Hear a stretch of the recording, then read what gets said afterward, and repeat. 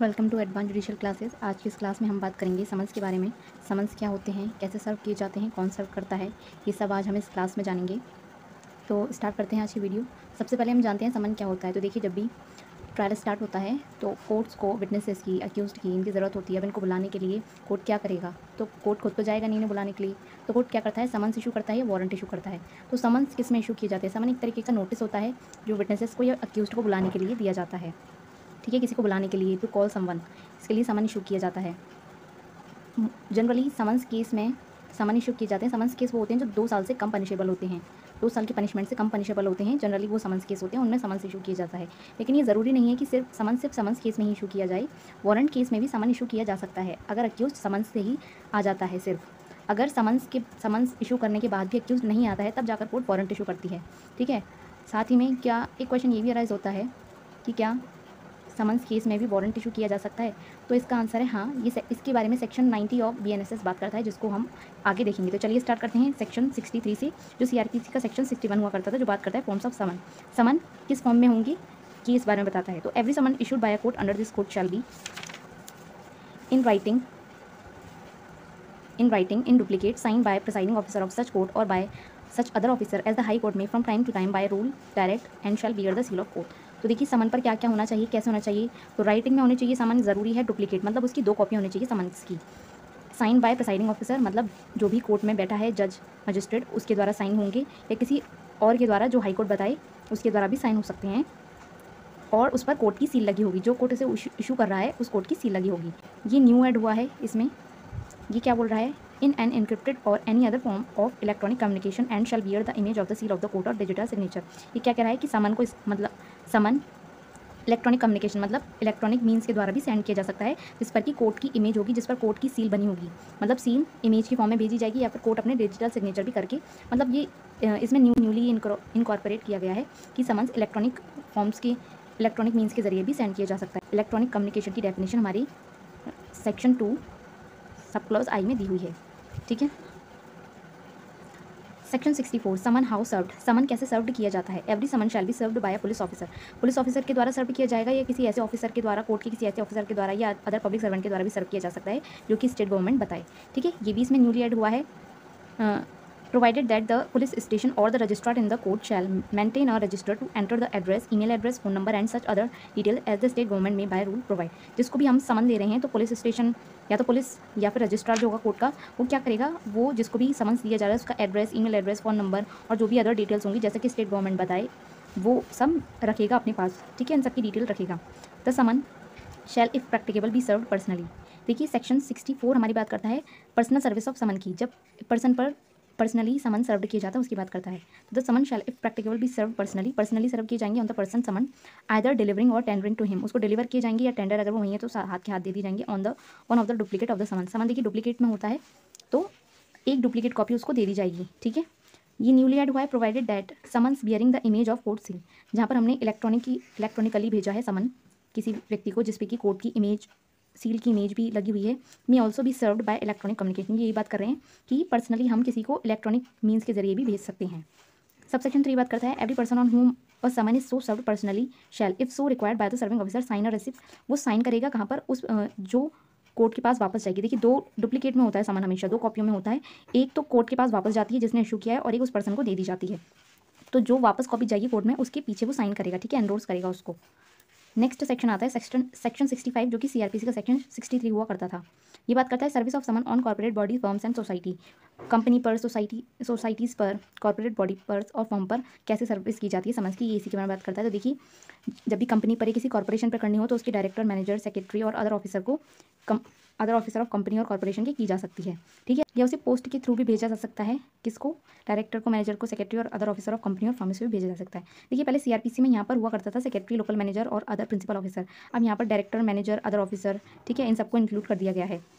Explanation हमें बता रहा है कि कंपनी क्या है, कॉर्पोरेशन क्या है और सोसाइटी क्या है, इसके बारे में बात कर रहा है। अब इसका सबसेक्शन जो 2 है वो इसमें न्यूली ऐड किया गया है। ये क्या बात करता है, service of summon on firm और एसोसिएशन ऑफ इंडिविजुअल्स। ऊपर बात की गई कंपनी और कॉर्पोरेशन के बारे में। ठीक है, अब सबसेक्शन 2 हमारी बात करता है फर्म्स और एसोसिएशन ऑफ इंडिविजुअल्स के बारे में। अगर उनको सर्व करनी हो तो किसी भी फर्म के किसी भी पार्टनर पर या एसोसिएशन के किसी भी इंडिविजुअल पर सर्व की जा सकती है। रजिस्टर्ड पोस्ट के द्वारा भी भेजी जा सकती है। ये यही बात करता है। अब क्वेश्चन ये अराइज होता है, क्या एक पर्सन को पोस्ट के थ्रू समन सेंड भेजा जा सकता है? तो इसका आंसर है नहीं, एक व्यक्ति को पोस्ट के थ्रू नहीं भेजा जा सकता। लेकिन एक विटनेस को पोस्ट के थ्रू, अगर वह व्यक्ति अक्यूज्ड है तो उसको पोस्ट के थ्रू नहीं भेजा जा सकता। लेकिन अगर वो विटनेस है, कोई कॉर्पोरेशन है या कॉर्पोरेट बॉडी है, फॉर्म है, सोसाइटी है, ठीक है, इनको भेजा जा सकता है रजिस्टर्ड पोस्ट के थ्रू, लेकिन एक अक्यूज्ड को नहीं सेंड किया जा सकता। नेक्स्ट सेक्शन है हमारा सेक्शन 66, जो कि सीआरपीसी का सेक्शन 64 हुआ करता था। ये बात करता है हमारी एक्सटेंडेड सर्विस की। एक्सटेंडेड सर्विस क्या कि मतलब जिस व्यक्ति को हम समन सर्व करना चाहते हैं वो व्यक्ति हमें नहीं मिलता तो हम क्या करेंगे? तो देखिए, अगर वो व्यक्ति जिसको हमें समन सर्व करना है अगर वो नहीं है तो हम उसके फैमिली मेम्बर को सर्व कर सकते हैं। तो यही है एक्सटेंडेड सर्विस। ठीक है, ये प्री में क्वेश्चन आता है कि एक्सटेंडेड सर्विस क्या है, कौन से सेक्शन में इसके बारे में दिया गया है।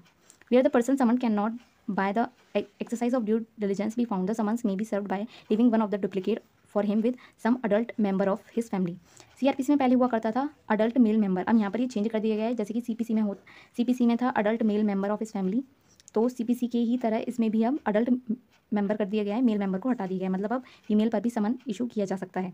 ठीक है, रिजाइडिंग विद हिम, ऐसा नहीं है किसी रिलेटिव पर कि जैसे कोई रिलेटिव आया, ठीक है, वो व्यक्ति नहीं है तो उसके रिलेटिव को दे दिया, नहीं।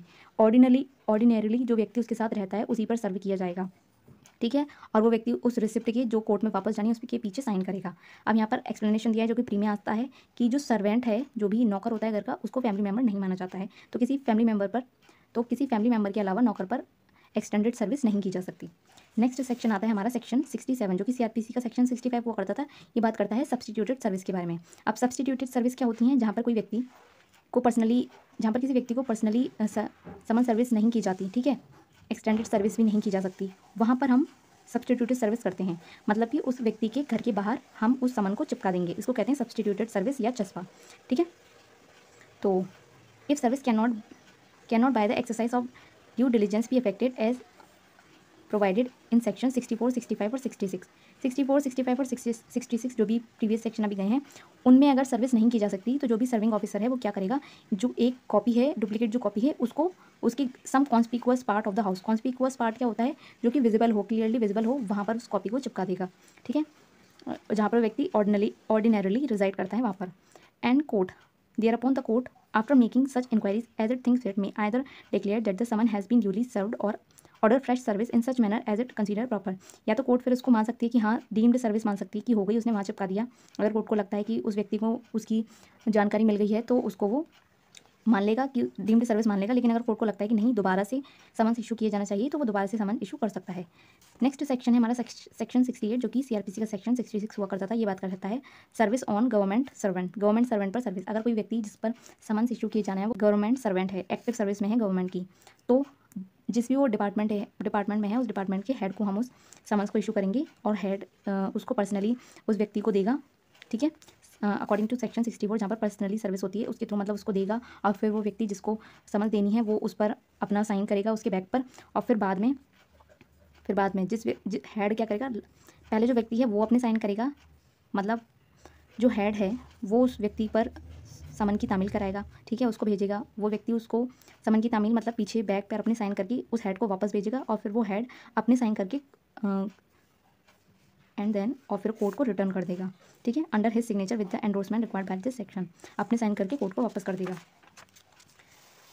नेक्स्ट हमारा सेक्शन है सेक्शन 69, जो सीआरपीसी का सेक्शन 67 हुआ करता था। Service of summon outside local jurisdiction. अगर कोर्ट को अपने जुरिस्डिक्शन से बाहर मतलब जितना उसका एरिया है अपने एरिया के बाहर किसी और व्यक्ति को बुलाना है तब कोर्ट क्या कर सकती है, तो वो दूसरे कोर्ट को जिस कोर्ट की जुरिस्डिक्शन में वो व्यक्ति रहता है जिसको बुलाना है उस कोर्ट को भेज सकती है समझ। ठीक है, फिर वो वाली कोर्ट उस व्यक्ति को भेजेगी। ठीक है, फिर वो व्यक्ति समन की तामील करके वो कोर्ट अपने एक ऑफिसर को भेजेगी, वो ऑफिसर वहाँ पर तामील करके वापस आएगा और फिर वो कोर्ट को वापस भेजेगा। ठीक है, ये सेक्शन यही बात कर रहा है कि when a court desire that a summon issued by it shall be served at a place outside its local jurisdiction, उसकी लोकल जुरिस्डिक्शन के बाहर जाना है, it shall ordinarily send such summons in a duplicate to a magistrate, जहाँ पर वो व्यक्ति रहता है उस मजिस्ट्रेट को भेजेगी। सेक्शन 70, जो कि सीआरपीसी का सेक्शन 68 हुआ। सेक्शन 70 हमारी बात करता है proof of service in such cases when serving officer is not present. जब कोर्ट में सर्विंग ऑफिसर प्रेजेंट नहीं है तब इस बात का प्रूफ देना कि जो समन्स है वो ड्यूली सर्व्ड हो गया है। तो किस चीज़ के थ्रू माना जाएगा, तो वो जो ऑफिसर है वो एफिडेविट देगा कि हाँ उसने ड्यूली उसको सर्व कर दिया है और उस व्यक्ति ने उसके पीछे एंडोर्समेंट करके उसको कॉपी वापस कर दी है। और जो डुप्लीकेट कॉपी समन्स के पीछे जो वापस साइन करके वो व्यक्ति देता है उसको एडमिसिबल माना जाएगा एज अ एविडेंस। ठीक है, मतलब एफिडेविट देगा वो व्यक्ति की जिसने समन सर्व कराया है वो एफिडेविट देगा कि हाँ उसने ड्यूली सर्व करा दिया है। साथ में जो डुप्लीकेट कॉपी के पीछे वो साइन करा के लाया है उसको एविडेंस में एडमिसिबल माना जाएगा। The affidavit mention in this section may be attest to the duplicate of summons and return to the court. मतलब एफिडेविट के साथ साथ वो डुप्लीकेट कॉपी दोनों जाएंगी कोर्ट के पास, ठीक है। अब ये इसमें न्यू ऐड हुआ है, all summons served through electronic communication under section 64 to 71। जितने भी समन्स जो है इलेक्ट्रॉनिकली सर्व हुए हैं shall be considered as duly served. उनको माना जाएगा कि हाँ वो ड्यूली सर्व हो चुके हैं। And a copy of such summon shall be attested and kept as a proof of service of summon. और जो भी उसकी कॉपी है उसको अटेस्ट किया जाएगा, मतलब उस पर साइन किए जाएंगे and kept as a proof of service of summon, और उसको सर्विस ऑफ समन की प्रूफ के तौर पर रखा जाएगा उसकी कॉपी को। सेक्शन 71 हमारी बात करता है कि कोर्ट जब भी किसी विटनेस को बुलाना हो तो समन इशू करने के साथ साथ समन की एक कॉपी रजिस्टर्ड पोस्ट के द्वारा भी उसको सेंड कर सकती है और बाय इलेक्ट्रॉनिक कम्युनिकेशन और इलेक्ट्रॉनिकली भी सेंड कर सकती है, ठीक है। तो हमारी बात करता है कि एक एक्नॉलेजमेंट मतलब जो भी उस व्यक्ति ने जो पीछे साइन किए गए हैं वो, या फिर अगर वो व्यक्ति जब उसको भेजा गया और उसने उसको लेने से मना कर दिया तब, या फिर इलेक्ट्रॉनिकली उसे भेजा गया है तब, तो इन तीनों ही सिचुएशन में माना जाएगा कि उस व्यक्ति को समन्स मिल गया है। मतलब अगर उस व्यक्ति के पीछे साइन है तब भी माना जाएगा, अगर वो व्यक्ति और अगर पोस्टल एम्प्लॉय उसके पास पोस्ट के थ्रू लेकर गया लेकिन उसने पोस्ट लेने से मना कर दिया तब भी माना जाएगा कि समन इशू हो चुका है, सर्व हो चुका है। और अगर इलेक्ट्रॉनिकली भेजा गया है, ये भी न्यू ऐड हुआ है इसमें, और अगर इलेक्ट्रॉनिकली भेजा गया है तभी माना जाएगा कि उस पर समन इशू हो चुका है। तो यही बात करते हैं ये। अब इसको हम सेक्शन देखिए सेक्शन 389 जो कि सीआरपीसी का सेक्शन 350 हुआ करता था, वो क्या बात करता है, summary procedure for punishment for non attendance by witness in obedience to summons. अगर एक व्यक्ति समन्स मतलब एक विटनेस अगर समन्स का ओबीडियंस नहीं करता, मतलब कोर्ट ने उसको समन इशू किया और वो हाजिर नहीं होता, तब क्या होगा। If any witness being summon to appear before a criminal court, अगर उसको समन किया जाता है एक विटनेस को, is legally bound to appear, और वो लीगली बाउंड है अपीयर होने के लिए in a certain place and time, एक प्लेस और टाइम पर, in obedience to the summons. अगर समन में उसे एक टाइम और एक प्लेस पर, एक मतलब किसी जगह पर किसी दिन आने के लिए बोला गया है, किसी टाइम पर आने के लिए बोला गया है, and without just excuse neglects और refuse to attend at that place और टाइम, और वो बिना किसी कारण के, ठीक है, या तो नेग्लेक्ट करता है या रिफ्यूज़ करता है, आता नहीं है उस जगह पर और उस टाइम पर, या फिर departs from the place where he has to attend before the time at which it is lawful for him to depart, और उस जगह से अपने टाइम से पहले ही चला जाता है, मतलब उसको जो टाइम दिया गया था उस टाइम से पहले ही उस जगह को छोड़ देता है, कोर्ट छोड़कर चला जाता है। And the court before which the witness is to appear is satisfied that it is expedient in the interest of justice that such a summon should be tried summarily, और कोर्ट को लगता है कि in the interest of justice इस व्यक्ति का summary trial होना चाहिए, ठीक है। The court may take cognizance of the offence, तो कोर्ट क्या कर सकती है, कॉग्निजेंस ले सकती है। And after giving the offender an opportunity of showing cause, और उस व्यक्ति को एक मौका देते हुए, ठीक है, ये तो नेचुरल जस्टिस डिमांड करता है कि ऑफेंडर को अपॉर्चुनिटी दी जानी चाहिए। तो after giving the offender an opportunity of showing cause why he should not be punished under this section, जो उसको इस सेक्शन के अंदर क्यों ना पनिश किया जाए। Sentence him to fine not exceeding 5000 rupees, जो कि पहले 100 रुपये हुआ करता था, अब 5000 कर दिया गया है। तो ये सेक्शन ये बात करता है, अगर किसी विटनेस को समन किया गया एक जगह और एक टाइम पर आने के लिए, अगर वो उस जगह और उस टाइम पर नहीं आता है, या फिर आता है लेकिन अपने टाइम से पहले ही चला जाता है, तब कोर्ट क्या कर सकती है, इन द इंटरेस्ट ऑफ जस्टिस उस व्यक्ति का समरी ट्रायल कर सकती है और उस व्यक्ति को एक नोटिस देगी कि हम आपका ट्रायल क्यों ना करें, ठीक है, और आपको फाइन क्यों ना दें, 5,000 तक का हम आपको फाइन क्यों ना दें। In every such case the court shall follow as nearly as may be practicable the procedure prescribed for summary trial. ये प्री का क्वेश्चन है कि अगर वो एक विटनेस का इसमें ट्रायल करती है तो कौन सा प्रोसीजर फॉलो करेगी, तो समरी ट्रायल का प्रोसीजर फॉलो करेगी। अब हमारा नेक्स्ट क्वेश्चन ये था कि क्या समन्स केस में भी वारंट इशू किया जा सकता है, तो जी हाँ किया जा सकता है। ये बात करता है हमारा सेक्शन 19 जो कि सीआरपीसी का सेक्शन 87 हुआ करता था। इशू ऑफ वारंट इन लिeu of or in addition to summon, summons के स्थान पर या समन्स के साथ साथ वारंट इशू, ठीक है। अ कोर्ट में in any case in which it is empowered by the senator to issue a warrant for the appearance of a person, issue after recording its reason in writing, अपने reason writing में लिखना जरूरी है warrant. जहाँ इस संहिता के द्वारा एक कोर्ट को पावर दी गई है कि वो समन इशू कर सकती है, वो किन परिस्थितियों में वारंट इशू कर सकती है, जहाँ पर समन इशू करने से पहले या समन इशू करने के बाद, लेकिन जब उस व्यक्ति को बुलाया गया है उस टाइम से पहले कोर्ट को ये रीज़न तो बिलीव है कि वो व्यक्ति या तो भाग गया है या भागने वाला है। तो ये क्या कहता है, सब क्लॉज हमारी बात करता है कि जहाँ पर कोर्ट ने या तो समन इशू कर दिया है या समन इशू करने से पहले, लेकिन उस व्यक्ति के आने से पहले, ठीक है, समन इशू कर दिया गया है और अभी उस व्यक्ति का आने का टाइम नहीं हुआ, उससे पहले ही कोर्ट को लग रहा है कि भाग जाएगा या फिर भाग चुका है, तब कोर्ट क्या कर सकती है, कोर्ट वारंट इशू कर सकती है। इफ़ और if at such time he fails to appear and the summon is proved to have been duly served, या फिर उसको समन इशू कर दिया गया है, ठीक है, लेकिन वो और उस पर समन ड्यूली भी सर्व हुआ है, मतलब ऐसा नहीं है कि उस पर समन पहुंचा नहीं है, नहीं, समन उस पर duly, and no reasonable excuse is offered, मतलब उसको समन्स इशू कर दिया गया है, ड्यूली सर्व्ड किया गया है और वो आता नहीं है और उसके पास कोई रीजनेबल एक्सक्यूज़ भी नहीं है कि वो क्यों नहीं आया, किस रीज़न से नहीं आया, तब भी कोर्ट क्या कर सकती है, समन के साथ-साथ या समन के अतिरिक्त, समन के साथ या समन के बजाय, समन के स्थान पर वारंट इशू कर सकती है। आज जो हमने पढ़ा है समन का टॉपिक वो था अगर हमें किसी व्यक्ति को बुलाना हो तब, लेकिन जब हमें किसी चीज़ को कोर्ट में हाज़िर करना हो उसके लिए अलग प्रोविज़न दिए गए हैं, जो कि हम अपने आने वाली क्लासेस में पढ़ेंगे। तो दोस्तों अगर आपको आज की वीडियो पसंद आई हो तो हमारे चैनल को लाइक कीजिए, सब्सक्राइब कीजिए, शेयर कीजिए। Thank you so much for watching.